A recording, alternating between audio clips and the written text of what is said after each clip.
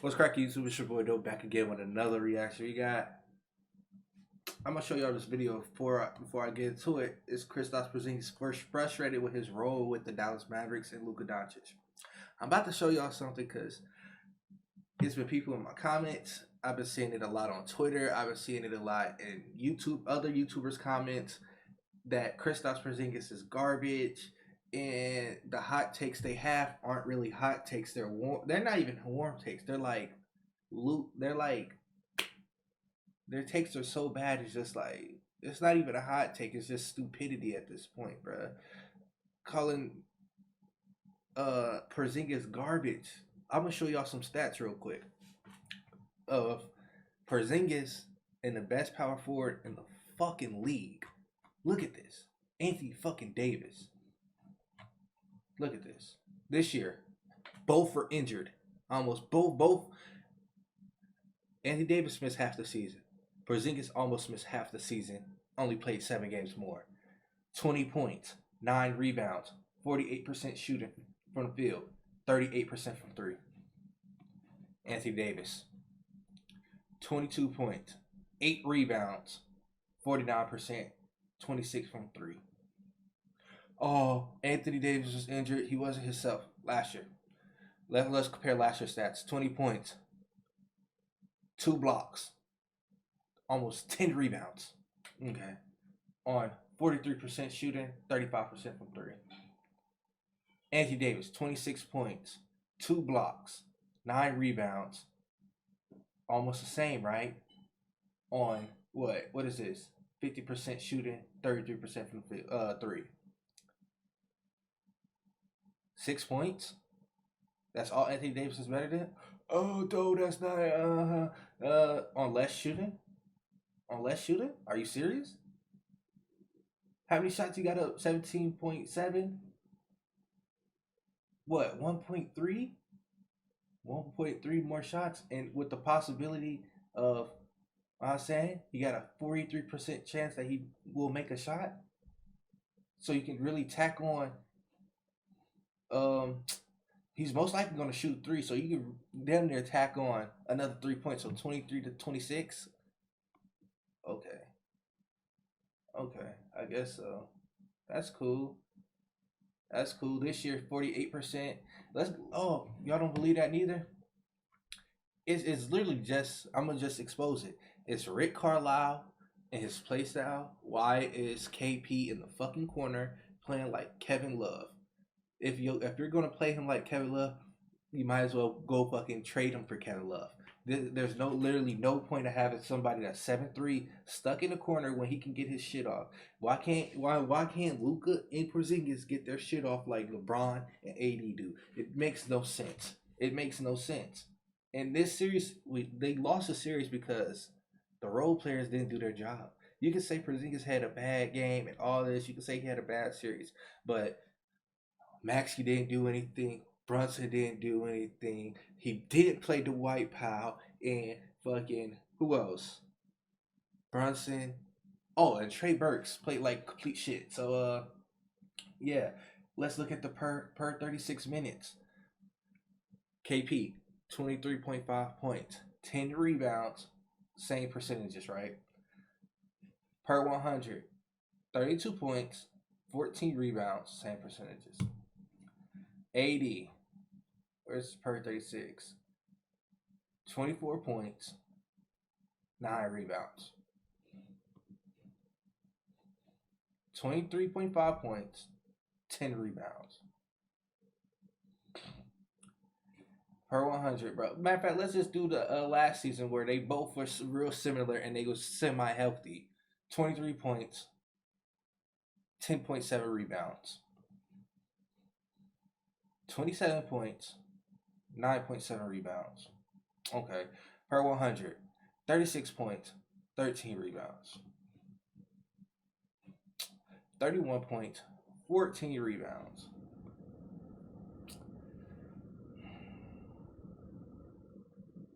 Is there anything else I need to say? Stop calling Porzingis trash. It's literally just the Mavericks and Rick Carlisle, who doesn't know how to put Porzingis in good positions. Stop having him.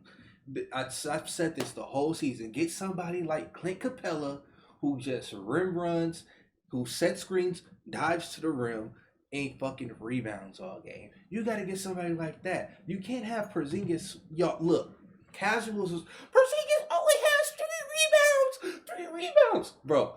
If you watch it, Porzingis literally has to come. He's literally on the perimeter, having to contest shots, having to play help defense out on the perimeter, and then he has to run from the 3-point line where niggas is really not shooting on the 3-point line, all the way back to the paint to get a rebound, and then he's getting caught soft for that.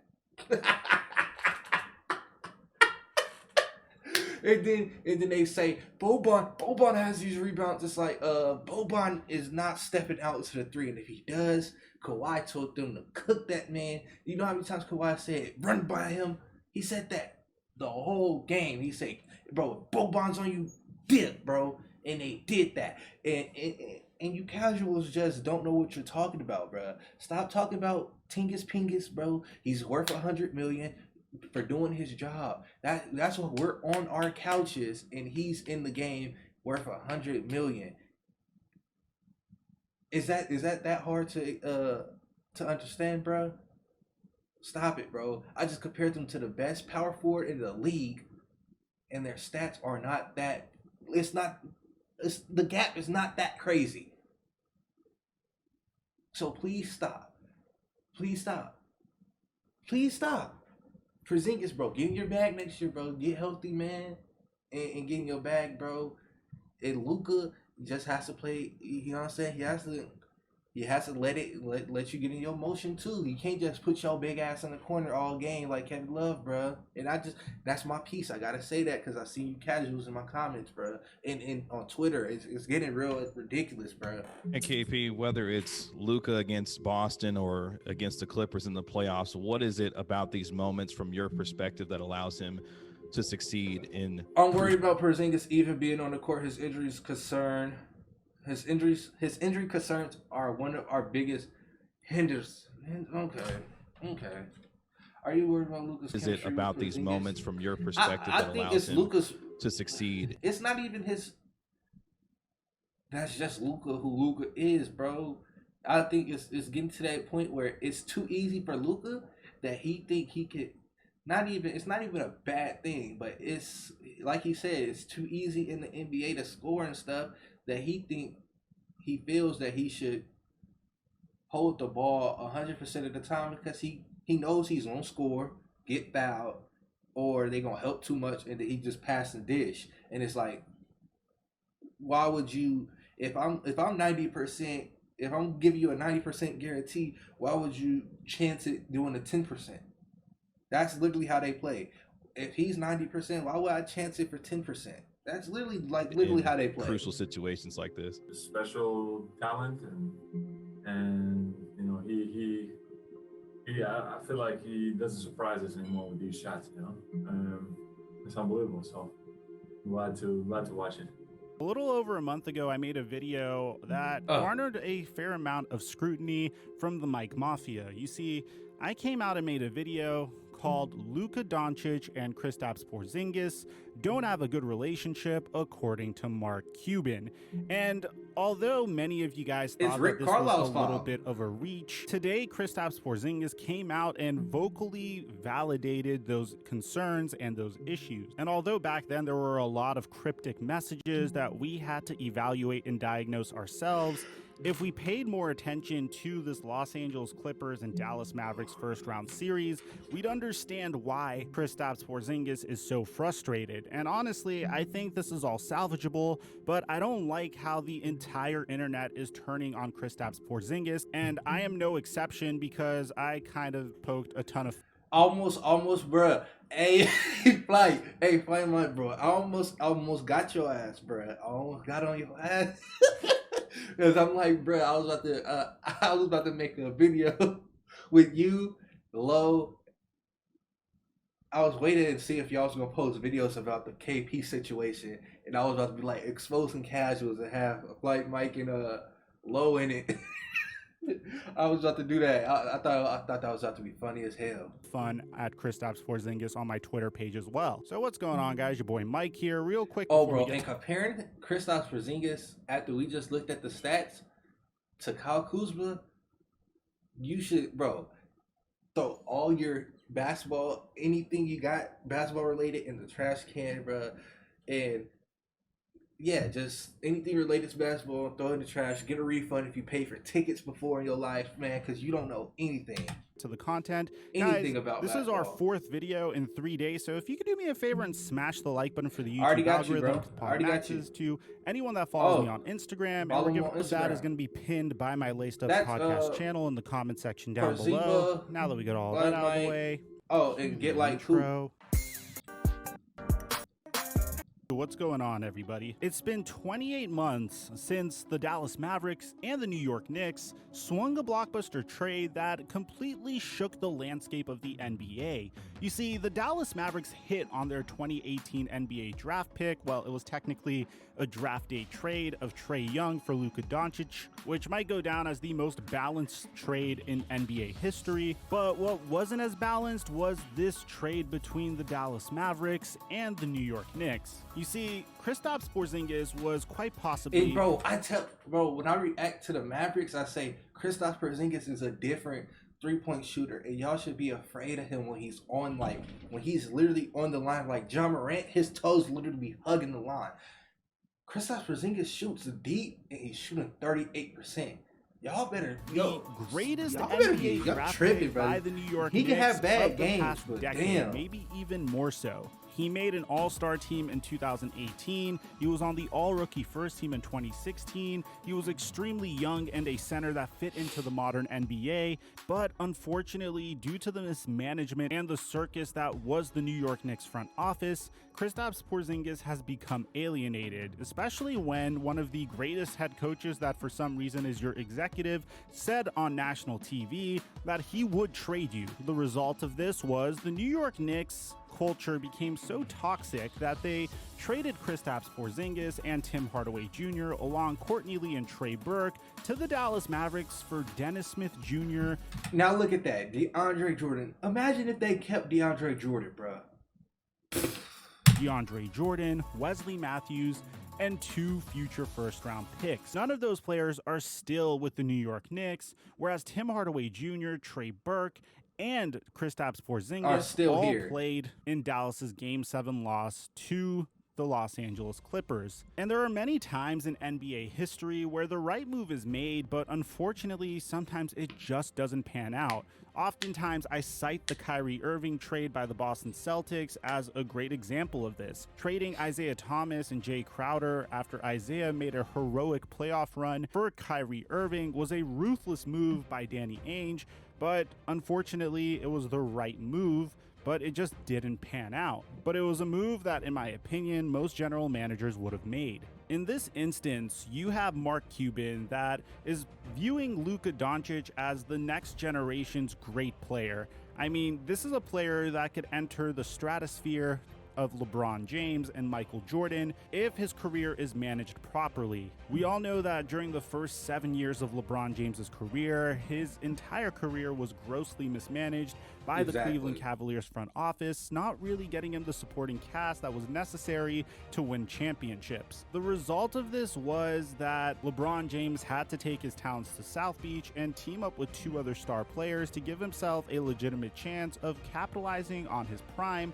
and at least winning a championship or 2. In LeBron James's case, the team that he wasn't able to get past was the Boston Celtics that featured the big 4 of Rajon Rondo, Kevin Garnett, Paul Pierce, and Ray Allen. When you compare that to, say, Michael Jordan's kryptonite was the Bad Boy Pistons, a team that not only resulted in the Chicago Bulls firing Doug Collins and hiring Phil Jackson, in addition to adding players like Scottie Pippen and Horace Grant, despite the addition of 2 players and a head coach that would eventually win a three-peat with him, and once Horace Grant would leave, win a second three-peat with him, they would still lose that first year together to the very same team. It wasn't until Michael Jordan dug deep and realized that he needed to add some muscle and change his training regimen so he could absorb the hard fouls that the bad boy Pistons were giving him, that he was able to finally slaughter the beast that has been holding him back throughout the entirety of his career. Now, why am I telling you this? Because Luka Doncic is in a very similar situation, in the sense that clearly he has a front office that is dedicated to getting him whatever he needs to make a championship run. The Kristaps Porzingis trade by the Dallas Mavericks is very similar to the Kyrie Irving trade by the Boston Celtics. It was a move. I guess, but here's the thing. Boston used Kyrie Irving. Dallas is not using Kristaps Porzingis right. So it's literally like not comparable, bro. It's not comparable. They made sure they used Kyrie Irving. Mavericks just I understand the Mavericks. Luka was doing this the year KP was injured and sat out the whole season. So I understand why they still stick to the same way he's been playing since his rookie season. But it's like, bruh, like KP can't be a spot-up shooter. But even though he's a spot-up shooter and cutter, he's still, you know what I'm saying, I showed y'all the stats, averaging 20 and 10 as a spot-up shooter and cutter, which that on most of paper y'all's favorite and players in can't theory do. is a successful move. It's a move that any general manager should do. You got two pieces that at the very least could contribute to a championship roster in Tim Hardaway Jr.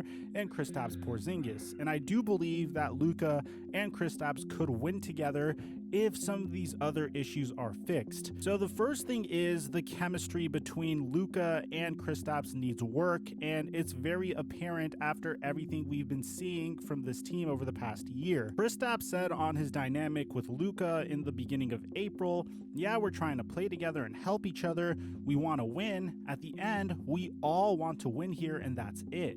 We have to keep playing and keep playing together and keep playing well and help each other. There was frequent mention of the fact that Kristaps Porzingis and Luka Doncic didn't frequently interact off of the court and didn't really interact much on the court. So that led to comment from Mark Cuban saying on the court they are fine. I mean, coach is coach and coach kind of runs the show, so everything gets worked out on the court. That's not to say there aren't dust-ups, because there are. I'd compare it to Jason Terry and Dirk Nowitzki. If you remember, when we first got Jet Terry, Dirk was not a fan. Dirk did not like him. And we lost in a playoff series because Jet made a mistake against Steve Nash, and that just made it even worse. They weren't best friends at the beginning, but they grew to like each other and grew to be great friends, and that's just part of the process when you've got young kids who are growing up. It took forever before Dirk and Jet did anything off the court together, a long time. Yeah, I mean, KP and Luka get along fine. It's just that they're different people. They like to do different things. So we got multiple reports today that Kristaps Porzingis is frustrated with his role on the Dallas Mavericks, and this is according to Tim McMahon. So once they lost to the Los Angeles Clippers, Kristaps Porzingis was interviewed, and he was asked how he fits into the picture moving forward. Look at that shot. He responded by saying, "Good question. How do I feel? I mean, I'm good. I try to put in the work, try to work hard. I do my part, listen to the coaches, what I'm asked to do, and that's it.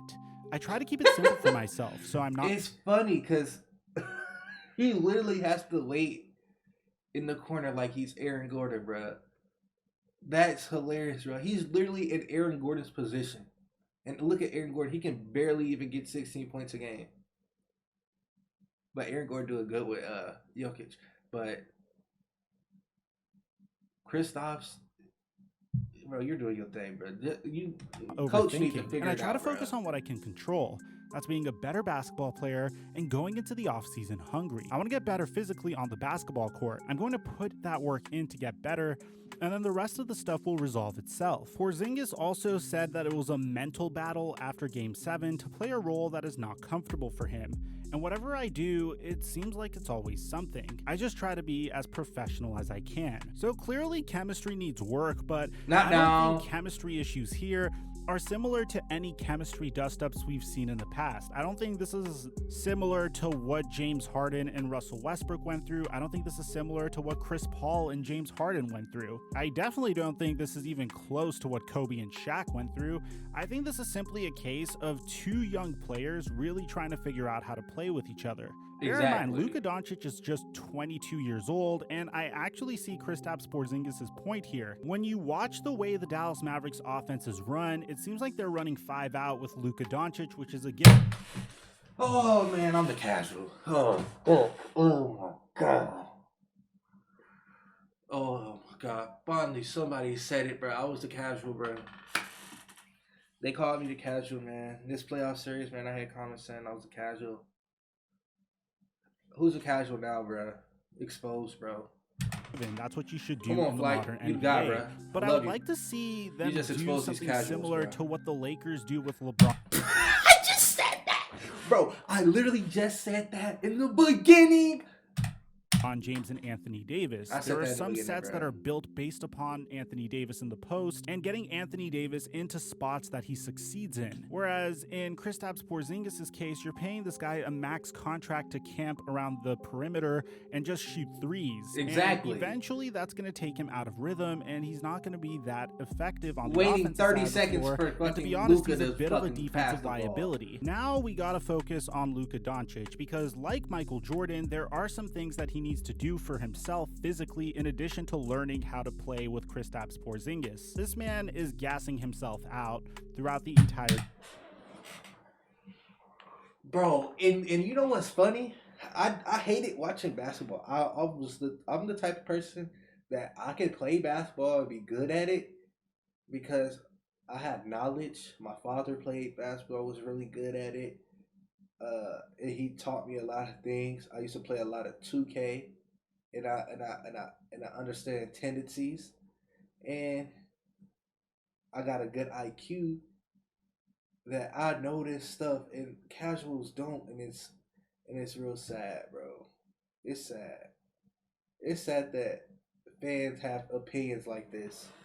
Game. And if you watch him bring the ball up court towards the end of the game, you can tell that this is a man that's just a little out of shape and a little tired. And again, that's not the end of the world because once again, Luka Doncic's game isn't predicated on athleticism, but he definitely needs to work on his conditioning this offseason if he wants to be able to be a factor in the end of these games. And he's shown the ability to do so from time to time. In terms of Mark Cuban, the good news about him is it seems like he's a very patient owner. He came out and said that he's not going to fire Rick Carlisle because it didn't seem apparent to him that he needed to make a coaching change. This is a man that is very patient and isn't impulsive, at least with his investment in his players. And that's good because I really want to see Kristaps Porzingis and Luka Doncic try to work it out together before giving up and potentially blowing this thing up entirely. I don't think we've seen these two at the height of their powers, as they've only played 100 games with each other thus far. This is also on Rick Carlisle to figure out how to integrate Kristaps Porzingis into the offense a little better, to take the load off of Luka Doncic's shoulders, and to put Kristaps Porzingis in a better rhythm, to put the Mavericks in a situation to succeed in games. If you remember in last year's series versus the Los Angeles Clippers, the Dallas Mavericks were absolutely unstoppable when KP and Luka were on the floor. And while they did take a little bit of a step back this year, sometimes a step back is necessary to take 2 steps forward. So let me know in the comment section down below, do you think the Mavericks could win a championship around the core of Kristaps Porzingis? Looking at the highlights, he has no handles. Bro, I just seen like 3 highlights in a row of him breaking people down and going past them. Him dishing the ball in the post. Him attacking the rim. Bro, somebody said the dumbest comment last night. They said, Kristaps Porzingis doesn't even dunk anymore. Man, I gotta end it off there, man. YouTube, stop being y'all. Hey, some of y'all fans gotta stop being casuals, bro. And if you don't have no basketball knowledge or no IQ, bro, just keep the hot takes and the opinion and crazy opinions to yourself, bro. Please, YouTube, I'm out of here, man. Hit that like button, hit that subscribe button, man. I'm gonna catch y'all on the flip.